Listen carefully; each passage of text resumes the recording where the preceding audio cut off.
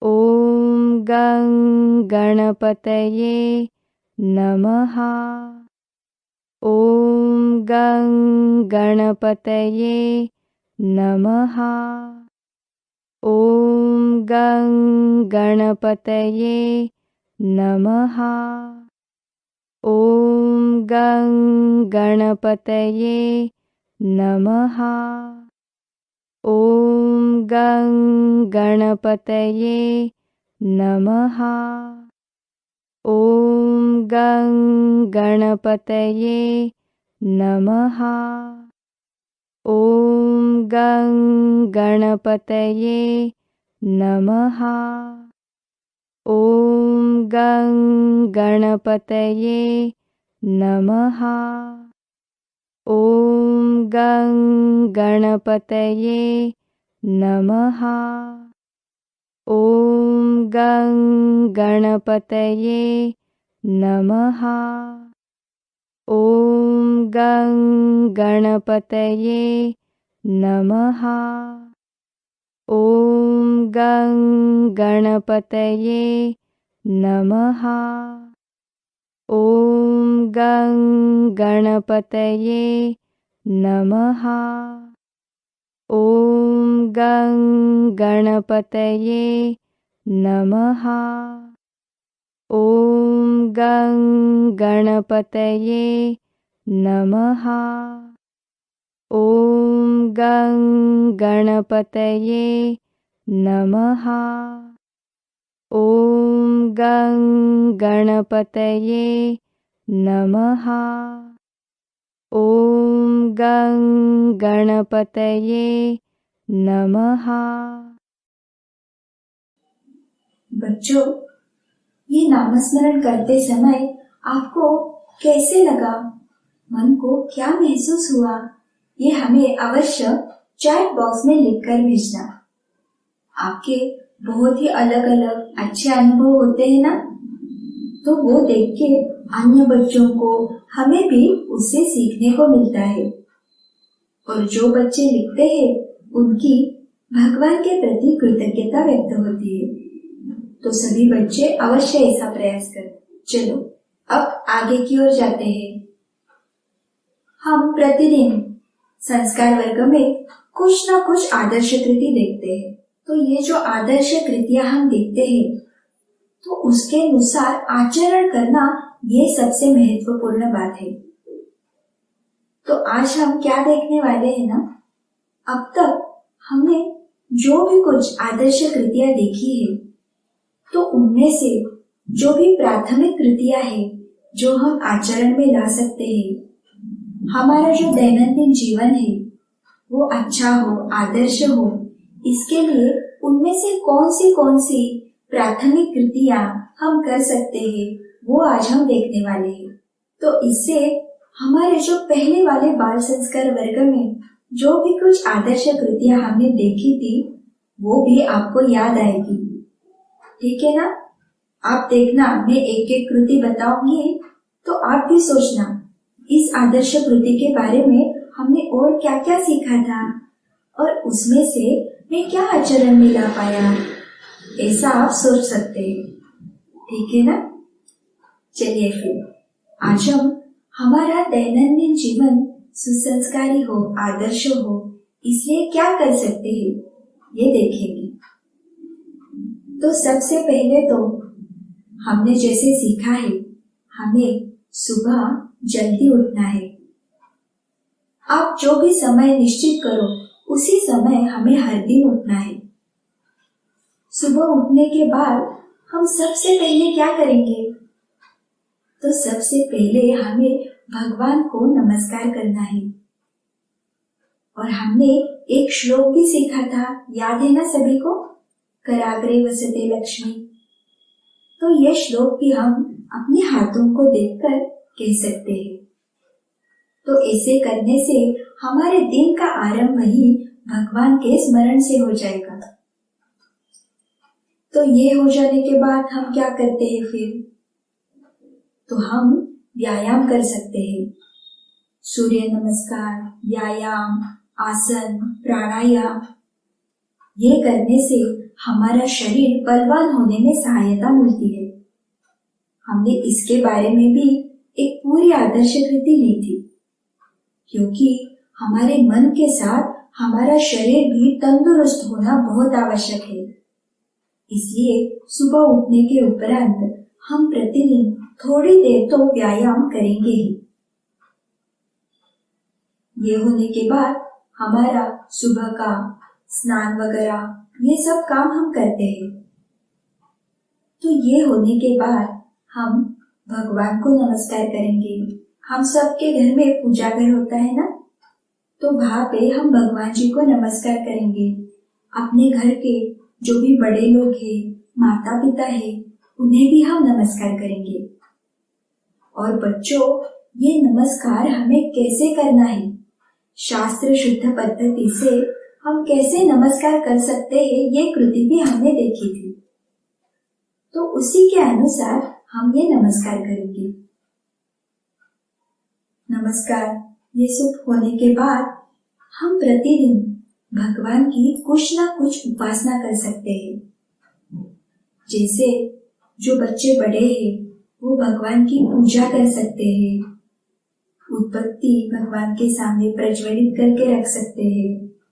कोई तो स्तोत्र है, श्लोक है, वो कह सकते हैं।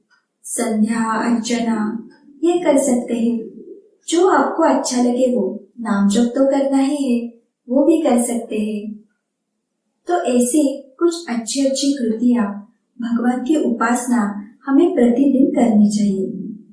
उससे भी हमारा मन एकाग्र होने में सहायता मिलती है। ये होने के बाद जब हम कुछ निहारी वगैरह करते हैं, खाते हैं, भोजन करते हैं, तो उसके उपरांत हमारा जो कप रहता है, कटोरी रहती है, थाली रहती है, तो ये हम स्वयं ही साफ करेंगे।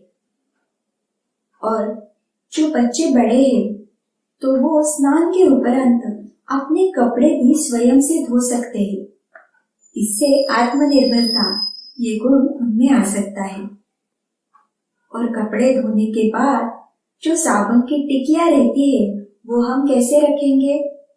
खड़ी करके हम रख सकते हैं। उसके कारण वो कम गिलेगी और ज्यादा दिनों तक वो चलेगी। इससे हमें कौन सा गुण आएगा? मितव्ययता, ये गुण हम अपना सकते हैं। यहाँ तक सभी के ध्यान में आया ना? उसके बाद हम और क्या कर सकते हैं?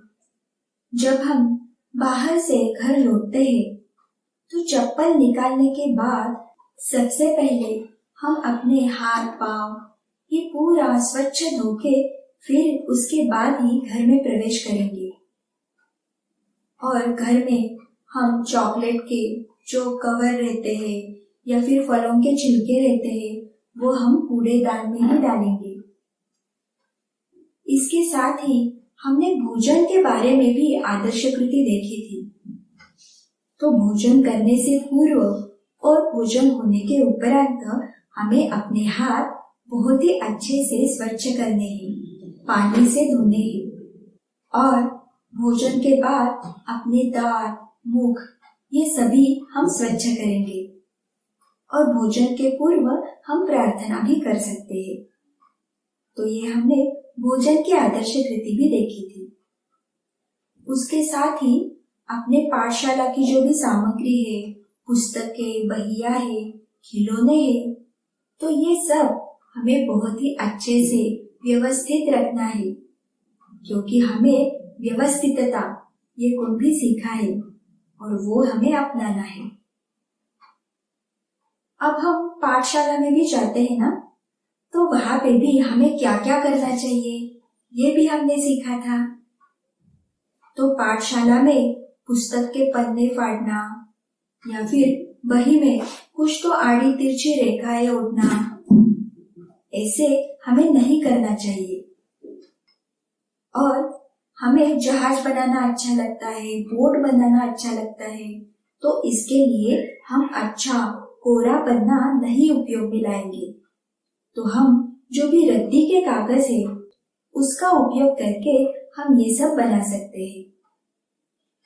हम पाठशाला से जब लौटते हैं तब लौटते समय हमें यहाँ वहाँ घूमकर आराम से ऐसे हमें नहीं आना चाहिए।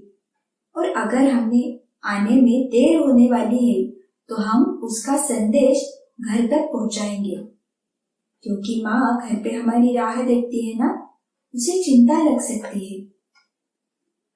और पाठशाला से आते जाते समय अपने मित्र साथ में रहते हैं तो उनके साथ ऐसे ही मौज मस्ती करना या फिर कुछ तो उन्हें बोलना, ऐसे हमें नहीं करना चाहिए। पाठशाला से आते समय मुंह में चॉकलेट, चिप्स ऐसे खाते खाते रास्ते से हमें नहीं आना चाहिए। तो ये सारे पाठशाला से संदर्भ में आदर्श कृति हमने सीखी थी।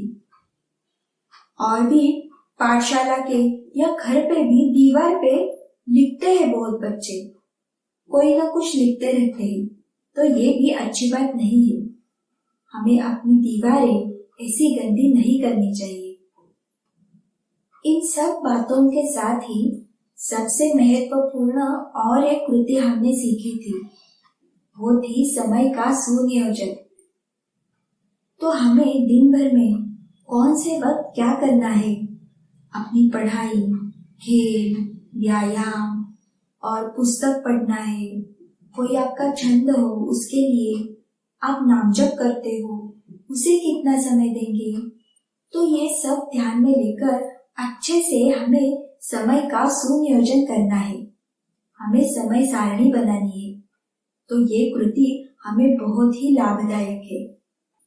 इसके साथ ही हमें घर पे झाड़ू लगाना, पोछा लगाना या फिर घर के छोटे छोटे बर्तन धोना, माँ को रसोई घर में हम जो कर सके वो सहाय करना, ऐसी जो कृतियां है तो वो स्वयं से ही हम माँ को बोल सकते हैं।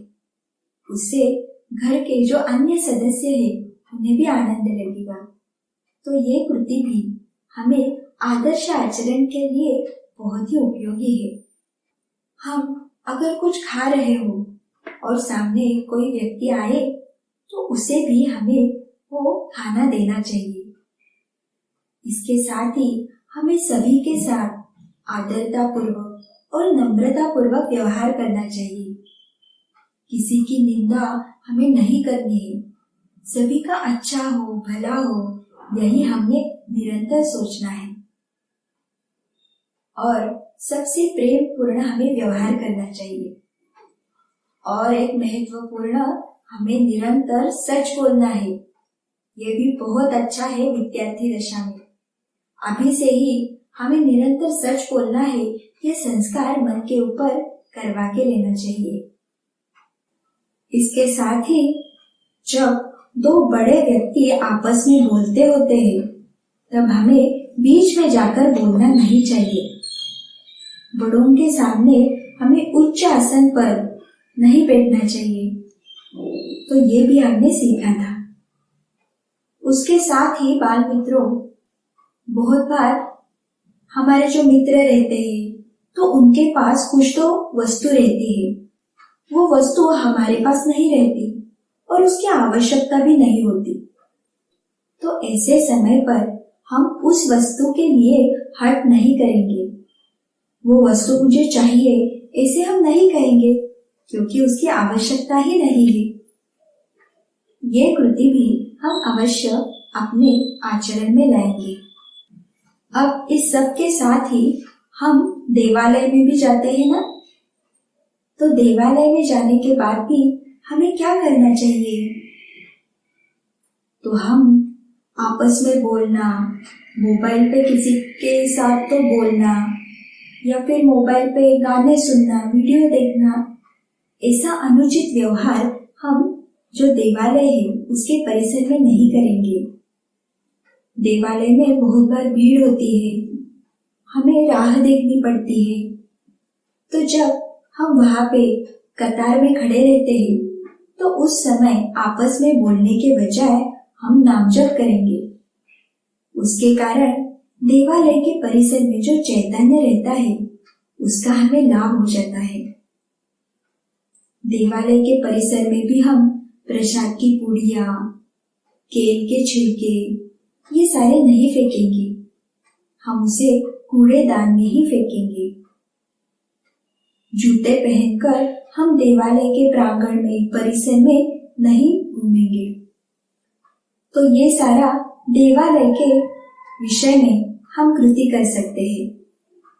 इसके साथ ही हम कहाँ भी हो, देवालय में हो, पाठशाला में है, घर पे है, तो कहाँ पर भी हमें ऐसे दिखाई दे कि अनावश्यक ट्यूबलाइट चालू है, पंखे चालू है या फिर पानी बह रहा है, तो ये हम देखेंगे तो हम वहां से वैसे ही नहीं निकलेंगे। हमें वो पानी का नल, वो ट्यूबलाइट, पंखे ये सब तुरंत बंद करने हैं।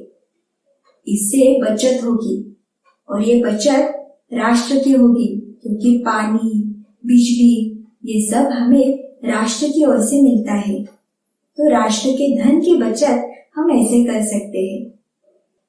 तो इन सारी कृतियों के साथ सभी बच्चे और एक बहुत अच्छी बात कर सकते हैं। सनातन संस्था का सनातन प्रभात ये जो नियतकालिक है, ये आप प्रतिदिन पढ़ेंगे। इस नियतकालिक का ऐप भी उपलब्ध है। ये ऐप आप गूगल प्ले स्टोर से डाउनलोड भी कर सकते हो। तो दैनिक सनातन प्रभात में क्या रहता है? तो आप जैसे जो छोटे छोटे बच्चे हैं ना, उनके गुण वैशिष्ट दैनिक सनातन प्रभात में छप के आते हैं। तो हम अगर ये गुण वैशिष्ट पढ़ेंगे तो हमें बहुत सा उससे सीखने को मिलेगा। हम स्वयं में भी वैसे गुण लाने का प्रयास कर सकते हैं। तो इसलिए सभी बच्चे आज से प्रतिदिन दैनिक सनातन प्रभात पढ़ना आरंभ करेंगे। तो बाल मित्रों, सभी को ये सारी कृतियां ध्यान में आई ना? अपना दैनंदिन जीवन सुसंस्कारी हो, आदर्श हो, इसलिए हम कम से कम इतनी कृतियां तो अपने आचरण में अवश्य लाएंगे। हमने और भी बहुत सी कृतियां देखी है, बहुत से अच्छे गुण देखे हैं, वो भी हम लाने का अवश्य प्रयास करेंगे। तो सभी बच्चों को पिछले संस्कार वर्गों में हमने क्या क्या सीखा था, वो सब याद आया ना अच्छे से? तो सभी बच्चों को ये सारी बातें याद में आए और हम उसके अनुसार आचरण कर रहे हैं या नहीं, ये भी ध्यान में आए। इसलिए आज की ये आदर्श कृति हमने सीखी है। बाल मित्रों, तो सभी को हमने अब तक जो सीखा वो ध्यान में आया ना? हमारा जो दैनंदिन जीवन है वो आदर्श हो पाए, सुसंस्कारी हो पाए, इसलिए हम ये सारी कृतियां अपने जीवन में अपना सकते हैं।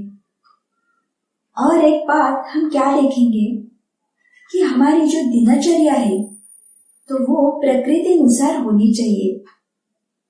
हमारा जो आहार विहार रहता है, आचरण रहता है, उसके अनुसार ही अपना स्वास्थ्य बनता है। और इसलिए हम प्रकृति अनुसार हमारा आचरण रखेंगे तो हमें उससे कष्ट भी नहीं होंगे, बल्कि लाभ ही होगा। तो इसी कारण जो नियम हमें बताए हैं प्रकृति अनुसार, तो उन नियमों का हम पालन करेंगे। जैसे सुबह जल्दी उठना, उठने के बाद दांत साफ करना, स्नान करना और रात को शीघ्र सोना, तो ये हम अवश्य अपना सकते हैं। तो सभी बच्चों को आज की आदर्श कृति ठीक से पता चली ना? हमने जो पहले वाले बाल संस्कार वर्ग थे तो उसमें जो भी कुछ कृतियां सीखी थी उसमें से थोड़ी थोड़ी कृतियां आज देखी है। तो सभी अवश्य इसके अनुसार आचरण करना। चलो फिर अब आगे की ओर जाते हैं। अब इसके उपरांत हम बाल संस्कार वर्ग में गणपति स्तोत्र सुनने वाले हैं।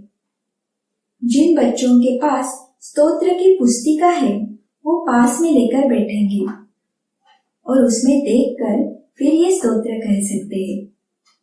चलिए फिर अपने हाथ जोड़ेंगे और अपने प्रिय श्री गणेश जी का रूप आंखों के सामने लाकर पूरी एकाग्रता के साथ ये स्तोत्र कहेंगे। सभी बच्चे तैयार हैं ना? चलिए अब हम श्री गणपति स्तोत्र आरंभ करते हैं।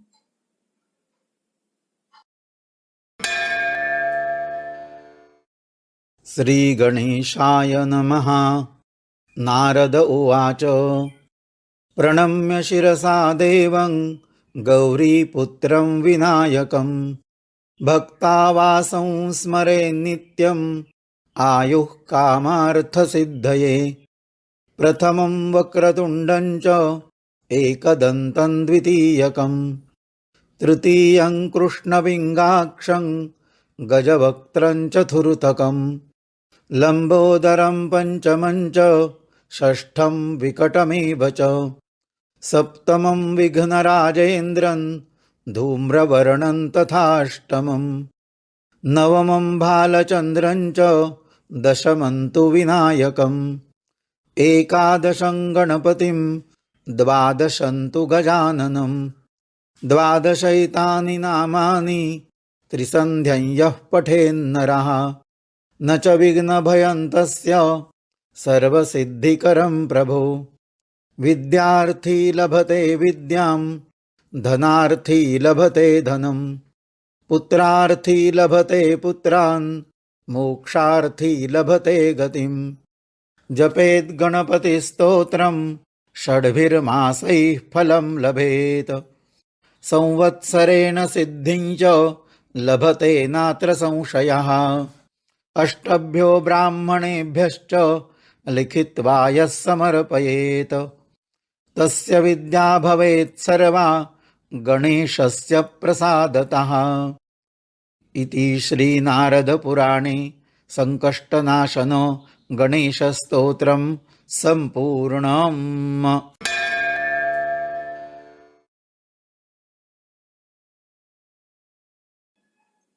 स्तोत्र सुन के सभी को अच्छा लगा ना? और सभी बच्चे घर पर भी ये स्तोत्र सुनते हो ना? और अब तो आपके पास सनातन संस्थान निर्मित सनातन चैतन्य वाणी ऑडियो ऐप है। ये ऐप आप गूगल प्ले स्टोर से डाउनलोड कर सकते हैं। इसमें जो भी श्लोक स्तोत्र है वो एक बार डाउनलोड करने के बाद बिना इंटरनेट के भी आप सुन सकते हो और पढ़ भी सकते हो। ये ऐप मराठी भाषा में है, परंतु इसके जो श्लोक स्तोत्र संस्कृत में है वो आप अवश्य सुन सकते हो। और ये सारे श्लोक और स्तोत्र शास्त्र शुद्ध पद्धति से और वैदिक ब्राह्मणों द्वारा उच्चारण किए गए हैं, तो सभी इसका अवश्य लाभ लें। बाल मित्रों, आज का पूरा संस्कार वर्ग सभी ने अच्छे से सुना है ना? आज की कहानी हमने जो देखी वो थी बालक ध्रुव की, जिसने इतनी छोटी सी उम्र में भगवान को कठोर तपस्या करके प्रसन्न करवा के लिया था। और आज की जो आदर्श कृति थी वो हमने अब तक जो भी सारी आदर्श कृतियां देखी उनका सारांश था। दैनंदिन जीवन में हम कौन सी कृतियां कर सकते वो हमने देखा। तो ये सारा ज्ञान हमें केवल भगवान की कृपा से ही प्राप्त हुआ है। चलिए अब हम भगवान के चरणों में कृतज्ञता व्यक्त करेंगे। हे भगवान, केवल आपकी ही कृपा के कारण आज इस बाल संस्कार वर्ग में हमें बहुत कुछ सीखने को मिला, इसलिए हम आपके चरणों में कृतज्ञ हैं। बाल मित्रों, ये संस्कार वर्ग आपको कैसे लगता है ये हमें अवश्य बताना, उससे हमें भी आनंद होगा। और ये बताने के लिए ऑनलाइन स्क्रीन पे जो तलपट्टी जा रही है वहां पे हमारा संपर्क क्रमांक भी दिया है, आप हमें भी संपर्क कर सकते हैं। उसके साथ ही हमारी जो वेबसाइट है www.balsanskar.com इसे भी अवश्य भेज दें। चलो फिर, आज हमने जैसी कहानी सुनी वैसे ही कल फिर से एक कहानी सुनने के लिए सभी बच्चे जुड़ेंगे ना। आज के इस बाल संस्कार वर्ग में हम यहाँ पर ही रुकते हैं। कल फिर से ठीक 11:15 बजे एक नए विषय के साथ पुनः मिलेंगे। तब तक के लिए नमस्कार।